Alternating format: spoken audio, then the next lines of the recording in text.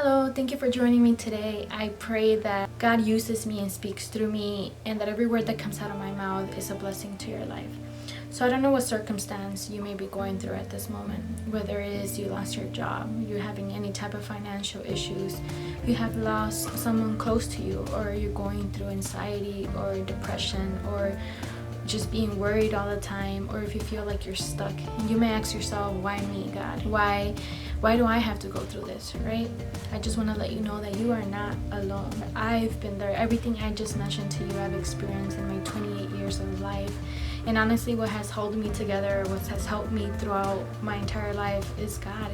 This is in Isaiah 41:13. For I am the Lord your God, who takes hold of your right hand and says to you, do not fear, I will help you. He is our right hand. He is our shadow. He is with us everywhere and anywhere. And I know that in the season that we may be going through that's tough, it may feel like He is not, right? You may feel alone. You may feel heartbroken. You may feel the actual ache. I don't know if you guys ever experienced that actual ache in your heart, that it feels so real and like it hurts really bad. Or if you're just going through something and you feel like no one's there for you, well, God is there for you. His word tells us in Proverbs that His plans for us is to give us a hope and a future. They are not for bad or evil. Believe it or not, God wants the best for us. God wants us to be successful. He wants us to be financially stable. He wants us to be healthy. His plans are for the good of us, for those that love Him. And a lot of times we get ourselves in those situations and we have to go through consequences of our actions, right? But God gives us an exit in every circumstance. That is, if we ask Him to take control, to give us an exit. We have to ask Him. Like, yes, God knows our circumstance. He knows what we're going through, but He also likes for us to ask Him. And nowadays we ask for a lot of things. We're at a store and we can't find something, we ask for it, right? And then it's given to us. We even teach our children to ask us for stuff instead of just whining or crying. We show them to ask us for things so that they can get something in return.